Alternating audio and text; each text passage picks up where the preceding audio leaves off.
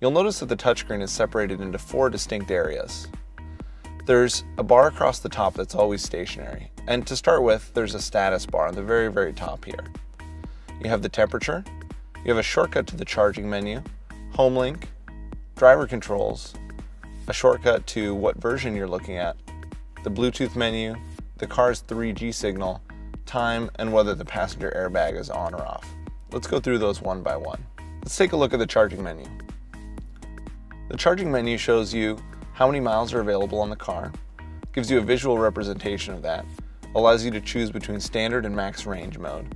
Standard mode is 85% of the battery's charge. This is good for day-to-day life. It's great for long-term battery life to stay away from the extreme levels of the battery. But if you're going to take a long trip the next day, it's a good idea to charge into max range mode. Max range mode charges the car to 100%.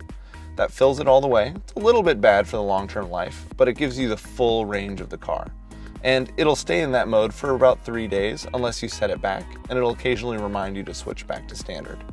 Switching back to standard takes you back to 85% again on your next charge. The charge current is really only to override the charging current downward. The car automatically knows what to charge at, depending on what it's plugged into.